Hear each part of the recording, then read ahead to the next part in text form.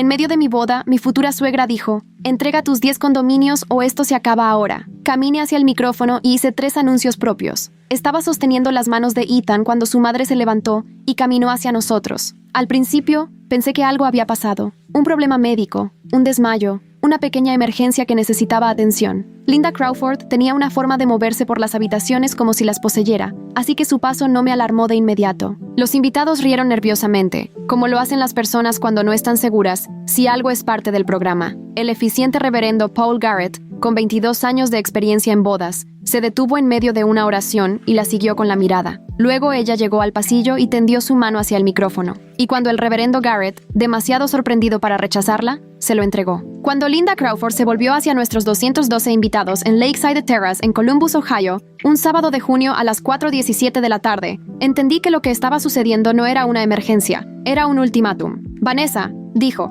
su voz amplificada y serena, «si no firmas tus derechos de herencia sobre los 10 condominios que tu abuelo te dejó, esta boda está cancelada». La sala se quedó completamente en silencio, no el silencio educado de personas siendo respetuosas, el silencio abrupto de personas tratando de entender lo que acababan de escuchar. Miré a Ethan, estaba pálido. Aún así, sus manos que todavía sostenían las mías, se habían enfriado. No dijo nada. Ese fue el momento, no las palabras de Linda, no la exclamación que recorrió los bancos, no la repentina oleada de calor en mi rostro. El momento que terminó con todo fue el silencio de Ethan, porque le había dado tantas oportunidades para prevenir esto, y él dejó que llegara de todos modos. Tomé aire y luego caminé hacia el micrófono. Primero, permítanme contarles sobre mi abuelo, porque necesitan entender lo que Linda realmente estaba pidiendo. Mi abuelo, Thomas Reeves, fue un cartero jubilado de Tallahassee, que pasó 41 años entregando correo bajo un calor de 32 grados, y ahorró cada dólar que no gastó. Tenía un sistema. Compró su primera pequeña propiedad en alquiler en 1978,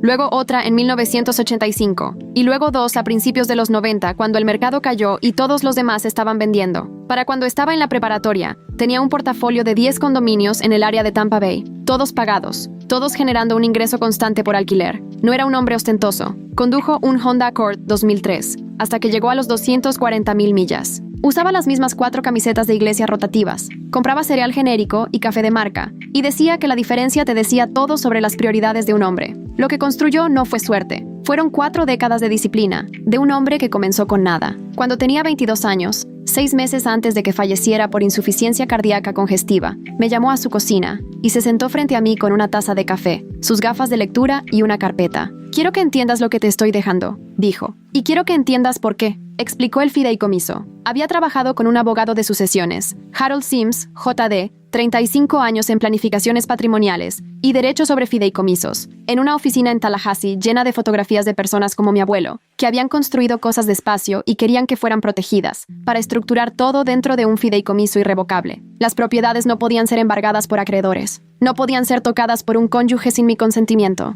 Eran mías específicamente y permanentemente. «Hay personas que querrán esto», dijo, «no porque lo hayan trabajado, sino porque está ahí. Necesitas saber la diferencia entre alguien que te ama y alguien que ama lo que tienes». Yo tenía 22 años. Pensé que estaba siendo abstracto. No lo era. Murió 4 meses después. El fideicomiso se me transfirió tal como estaba escrito. Me convertí en la beneficiaria de 10 condominios que generaban aproximadamente $14,800 al mes en ingresos por alquiler, administrados por una empresa de propiedades que mi abuelo había usado durante 15 años. No renuncié a mi trabajo. No me mudé a Florida. Seguí trabajando como gerente senior de proyectos en una firma de arquitectura. Pagué mi propio alquiler en un apartamento de una habitación en Columbus y traté la herencia de la manera en que mi abuelo había pretendido, como una base, no como un estilo de vida. Conocí a Ethan Crawford 11 meses después de la muerte de mi abuelo. Era cálido. Esa es la palabra a la que sigo volviendo. Ethan era cálido. Se reía fácilmente. Recordaba pequeñas cosas que le decías. Aparecía cuando decía que lo haría. Tenía un buen trabajo en seguros comerciales, un grupo cercano de amigos y una forma de hacerte sentir como la persona más interesante de la habitación. Su madre era de un tipo diferente de calidez, el tipo de actuación. Linda Crawford tenía 58 años, recientemente jubilada de un banco regional, donde había pasado 20 años en procesamiento de hipotecas. Tenía la manera de alguien que se consideraba un experto en dinero porque había procesado el de otros. Tenía opiniones, las compartía constantemente. Era el tipo de persona que comenzaba las cenas familiares con «solo quiero ser honesta», y luego decía algo que había planeado durante semanas. La primera vez que la conocí, en una cena en su casa 4 meses después de que Ethan y yo comenzáramos a salir, me preguntó qué hacía por trabajo, cuánto ganaba, y si era propietaria o arrendataria. Respondí las dos primeras. En la tercera, dije que rentaba. Eso era cierto. Elegí no mencionar el fideicomiso esa noche, ni durante varios meses después, porque mi abuelo me había enseñado que no debes mostrar tu mano hasta que sepas quién está en la mesa. Cuando Ethan se lo contó 8 meses después de nuestra relación, durante una cena familiar a la que yo no asistí, la mesa cambió. Me enteré porque Ethan me llamó después, riendo ligeramente nervioso, diciendo: «Así que mi mamá está muy emocionada por tus propiedades». El vello en la parte posterior de mi cuello se erizó. ¿Emocionada cómo?, le pregunté. Solo ya sabes, cree que es genial. Puede que tenga algunas ideas. La primera idea de Linda llegó 2 días después, a través de un largo mensaje de texto a Ethan que él me reenvió. Una sugerencia de que consideráramos poner los condominios en una LLC familiar conjunta por eficiencia fiscal. Había hecho investigación, dijo. Conocía a un tipo. La leí 2 veces. Luego la guardé en una carpeta que creé en mi teléfono esa noche y simplemente la etiqueté como documentación. Esa carpeta crecería durante los siguientes 11 meses. Quiero ser justa respecto a la escalada porque no sucedió de golpe. Se fue agrietando. El primer movimiento de Linda fue la sugerencia de la LLC. Cuando Ethan transmitió mi negativa educada, ella pivoteó hacia un acuerdo prenupcial. No el tipo que protege a ambas partes por igual, sino un documento específico que aparentemente había redactado, sugiriendo que en caso de divorcio, yo devolvería los activos del fideicomiso a un fondo marital conjunto. No sé dónde encontró la teoría legal para esto, porque no existe. Un fideicomiso irrevocable no funciona de esa manera, pero lo presentó con confianza, y Ethan me lo presentó como algo que vale la pena considerar. Solo quiere que la familia esté segura, dijo. Miré a Ethan. El fideicomiso ya está seguro. Eso es lo que un fideicomiso es. Asintió. Lo sé que solo está preocupada. ¿Sobre qué? No tuvo respuesta. Llamé a Harold Sims al día siguiente. Harold, quien había conocido a mi abuelo durante 30 años y habló en su funeral, escuchó lo que describí y dijo: «Permíteme ser muy claro, Vanessa. Lo que ella describe no es posible bajo la estructura del fideicomiso. Y si alguien te está presionando para intentar hacerlo de todos modos, eso merece ser documentado». «Ya lo estoy documentando», dije. Una pausa. «Buena chica», dijo, y pude escuchar la calidez en su voz. La misma calidez que solía tener mi abuelo. El intento del prenup falló. El siguiente movimiento de Linda, 2 meses antes de la boda, fue lo que solo puedo describir como una ofensiva de encanto. Comenzó a llamarme directamente. Era cálida, esa calidez de actuación, y dijo que quería que tuviéramos una mejor relación. Me invitó a almorzar 3 veces. Me envió flores por mi cumpleaños. Me dijo que pensaba que era maravillosa para Ethan. Todo estaba documentado, no porque sea paranoica, sino porque había empezado a entender el patrón. Linda intentó una presión suave hasta que no funcionó. Luego escaló, luego volvió a la presión suave, y luego escaló de nuevo. Cada ciclo creía que la presión había sido simplemente insuficiente, no fundamentalmente errónea. Durante la ofensiva de encanto, hizo 4 intentos distintos de volver al tema de las propiedades, cada uno enmarcado de manera diferente, cada uno un poco más abierto que el anterior.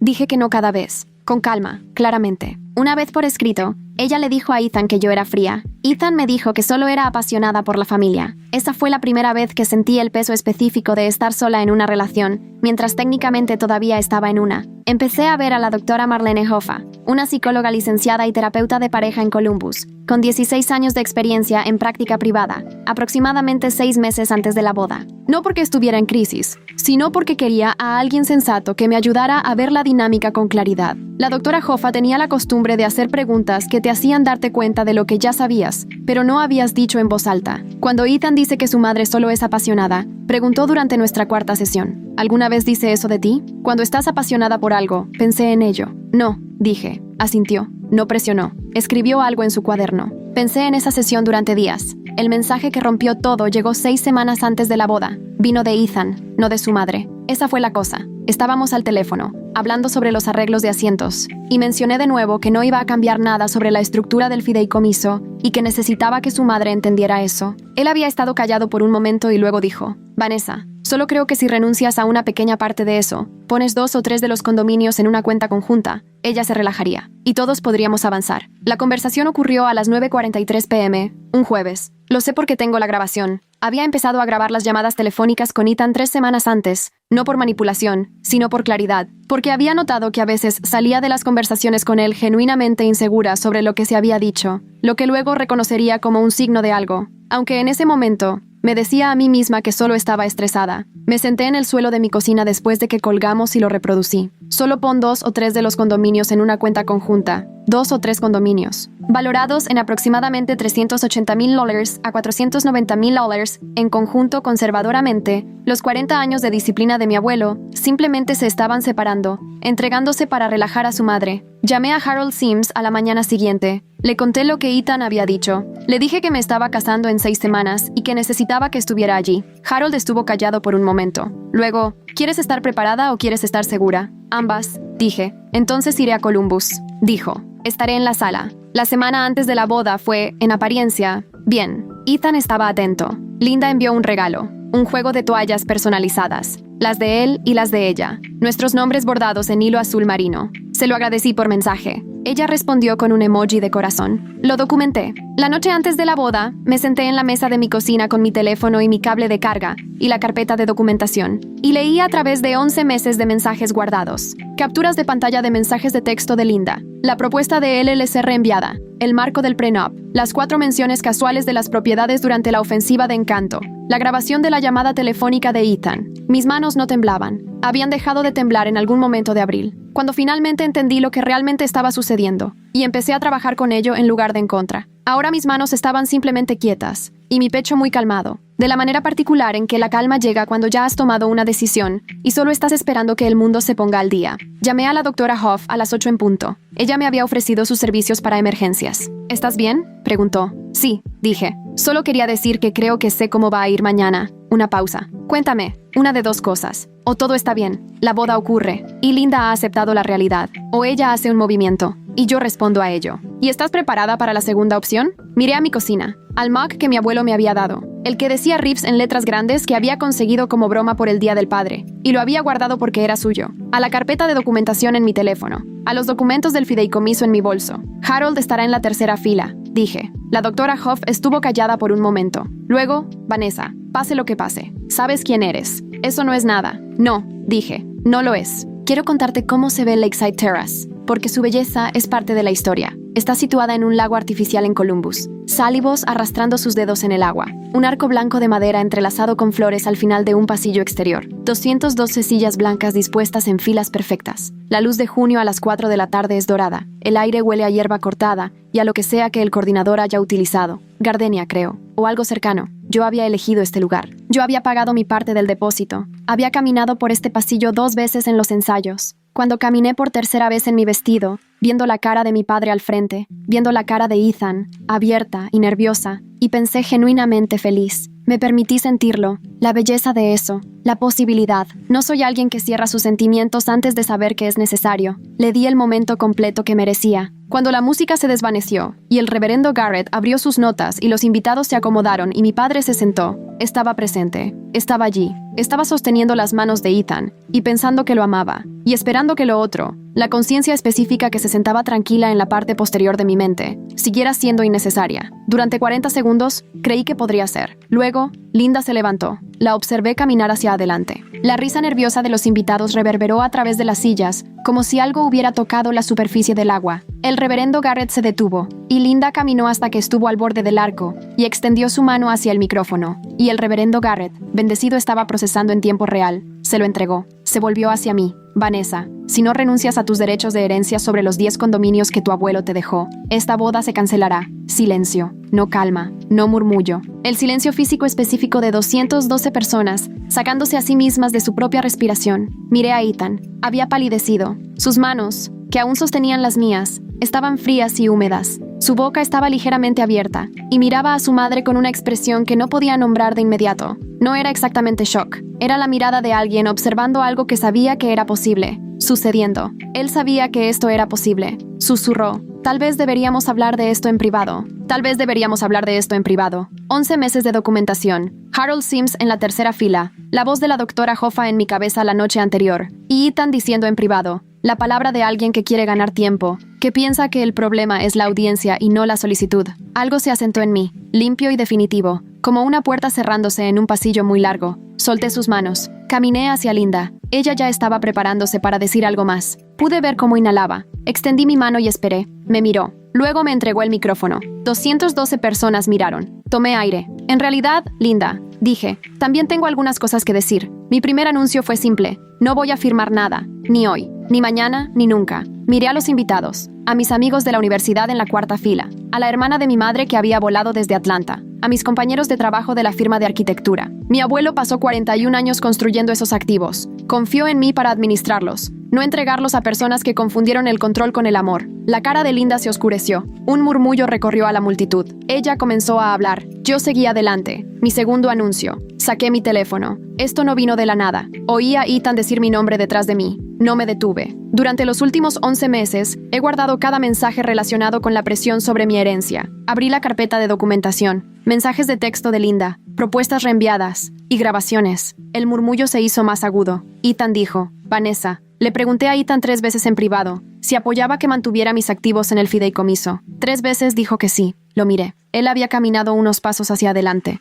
Estaba de pie cerca del borde del arco. Su expresión era abierta en el modo de alguien que se da cuenta de que no tiene guión para lo que está ocurriendo. Pero hace 6 semanas, me llamó y sugirió que transfiriera 2 o 3 de los condominios a una cuenta conjunta también. Y estoy citando, mantener la paz. Reproduje la grabación. Su voz llegó a través del micrófono. Tinieblas, pero clara. Solo pon 2 o 3 de los condominios en una cuenta conjunta. Ella se relajaría y todos podríamos avanzar. La sala estalló. No en voz alta, solo el estallido específico de personas recalibrando todo lo que pensaban saber sobre lo que estaban observando. 212 personas entendiendo simultáneamente que esto no era una interrupción normal de una boda. Linda dio un paso hacia mí. ¿Estás humillando a esta familia? No, dije. No raised mi voz. Nunca he necesitado hacerlo. Intentaste humillarme públicamente porque creías que no lucharía. La miré directamente. Te equivocaste. Un latido. Luego mi tercer anuncio. Esta boda está cancelada. Vi algo destellando en la cara de Ethan. No exactamente sorpresa. Algo más cercano al duelo. Lo que significaba que alguna parte de él había entendido.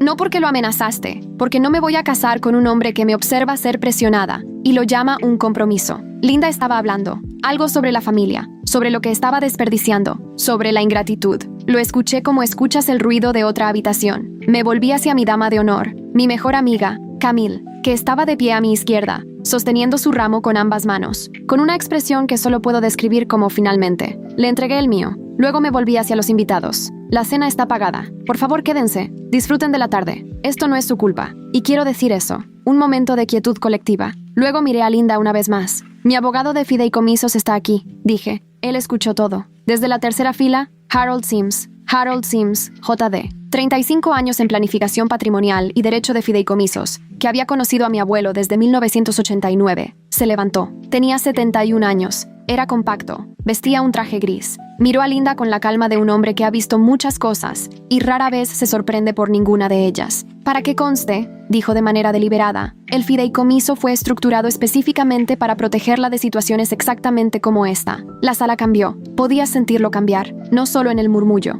no solo en las cabezas giradas, en la comprensión, porque Harold Sims levantándose y diciendo esas palabras, cambió lo que esto era. Esto ya no era una discusión familiar que se derramó en una boda. Esto era un intento de coerción de un instrumento legal documentado, presenciado por el abogado que lo construyó frente a 212 personas. Linda entendió. La vi entender. La confianza se drenó de ella como cuando alguien se da cuenta de que ha estado caminando sobre un terreno que no existía. Ethan extendió su mano hacia mí. «Podemos solucionar esto», dijo. «Por favor». Miré su mano, luego su rostro. «¿Sabías que ella podría hacer esto?», dije en voz baja, no como una acusación. Simplemente la verdad, dicha claramente. Él no lo negó. Esa fue su propia respuesta. Caminé por el pasillo, el mismo pasillo que había recorrido 40 minutos antes, lleno de flores y luz de la tarde, y la esperanza que te dejas sentir cuando decides confiar en alguien. Lo caminé sola hacia la otra dirección, mientras 212 personas se sentaban en silencio. Fuera, el aire me golpeó, tardío, fresco y limpio. El olor de la hierba cortada y la gardenia.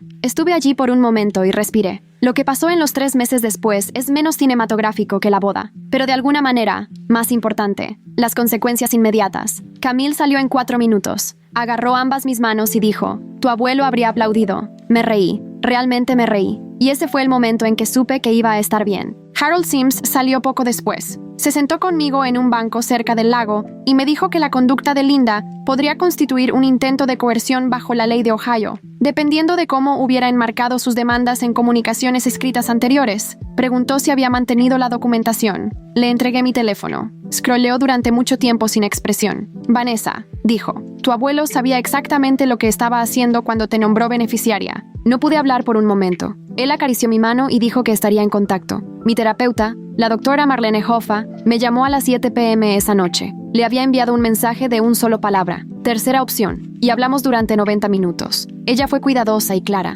como siempre lo era, y dijo algo en lo que he pensado a menudo desde entonces. El duelo y el alivio pueden existir exactamente en el mismo momento. No tienes que elegir cuál es real. Ambos fueron reales. La parte legal se movió rápidamente. Harold consultó con un colega, Patricia Dung, TD, especialista en acoso civil y coerción, 15 años en litigios, y revisaron la documentación que había compilado. Los mensajes escritos de Linda constituían un patrón. El marco del prenup que había enviado a través de Ethan fue particularmente útil. Era específico, documentado y legalmente incoherente, de maneras que sugerían que ella creía genuinamente que podía anular un fideicomiso irrevocable a través de presión social. Patricia envió a Linda una carta formal informándole que cualquier contacto futuro sobre el fideicomiso o las propiedades sería considerado acoso y respondido en consecuencia. Linda no respondió a la carta. Sin embargo, me envió un mensaje de texto 3 semanas después, que reenvié inmediatamente a Patricia que decía: «Espero que entiendas lo que has destruido». Pensé en ese mensaje por un tiempo. Lo que quería decir, creo, es que había destruido la versión de los eventos donde ella obtenía lo que quería, la versión donde la presión funcionaba, donde yo cedía, donde los 41 años de disciplina de mi abuelo se disolvían en un arreglo familiar que le daba acceso. Esa versión fue destruida. Sí, lo que realmente había protegido. Exactamente lo que mi abuelo construyó. Ethan envió 17 mensajes durante un periodo de 2 meses. Variaron a través del espectro emocional completo. Perdón, explicación, culpa, más perdón. Un último mensaje largo que intentó reestructurar la historia de cada decisión que había tomado, como si reframing estaba a cambiar lo que había sucedido. Leí cada uno una vez. No respondía a ninguno de ellos. No por crueldad. No tenía nada que decir. Él sabía lo que había hecho. Ver la grabación reproducirse a través de los altavoces de Lakeside Terrace dejó claro eso. Ver su propia voz describir cómo debía renunciar a una parte de mi herencia para relajar a su madre. No necesitaba que yo se lo explicara. Necesitaba sentarse con eso. Ese era su trabajo. El mío era diferente. 3 meses después, estoy en un apartamento que elegí sola. El último piso de un edificio en el barrio de Short North, con una ventana de cocina que da al este y atrapa la luz de la mañana de tal manera que me alegra despertarme. Pagué el primer y último mes de renta con mi propio salario. El fideicomiso no paga nada de lo que vivo ahora. Eso me parece importante, como algo que necesito probarme, incluso si nadie más está mirando. Los 10 condominios están completamente ocupados. Harold y la compañía de administración de propiedades manejan todo. Los ingresos por alquiler entran mensualmente como mi abuelo lo diseñó. Silencio, confiablemente, poco sexy, de la manera en que la verdadera seguridad siempre es poco sexy. Regresé a ver a la doctora Hoffa con regularidad a través del otoño. Me ayudó a ver la relación con claridad. No solo la conducta de Linda, sino el patrón más largo de Ethan, eligiendo el camino de menor resistencia con su madre, de tratar mi incomodidad como una variable a gestionar en lugar de una señal a la que responder. No es una historia simple, no era un villano, era alguien que había aprendido a lo largo de su vida que mantener a su madre cómoda era la tarea relacional principal y que nunca se le había pedido que eligiera de manera diferente, hasta el momento en que fue demasiado tarde para elegir de manera diferente. Siento tristeza por eso. Sinceridad. Él era cálido. Era bueno en muchos sentidos. Simplemente no fue suficiente. Esto es lo que no esperaba. Las llamadas que recibí de otras mujeres en las semanas posteriores a la boda.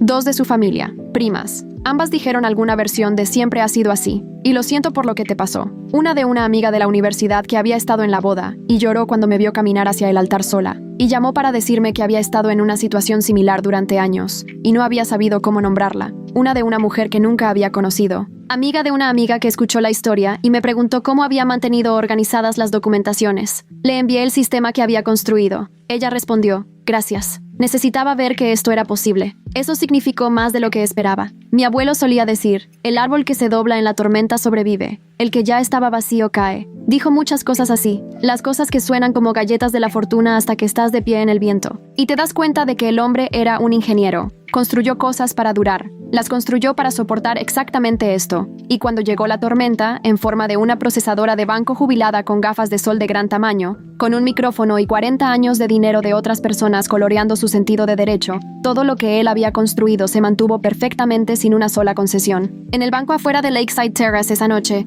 Harold Sims había mirado hacia el agua y dijo: «Thomas habría disfrutado hoy». Lo miré. «Le habría gustado ver cómo lo manejaste», dijo. «Siempre estaba preocupado de que pudieras entregar demasiado». Pensé en mi abuelo, el Honda Accord, las 4 camisetas de iglesia rotativas, la carpeta sobre la mesa de la cocina, la voz cuidadosa explicando lo que dejaba y por qué. Hay personas que querrán esto. Necesitas saber la diferencia entre alguien que te ama y alguien que ama lo que tienes. 71 años de trabajo, construcción y preparación destilados en una sola oración. Él me había dado la base. Solo tenía que estar dispuesta a apoyarme en ella.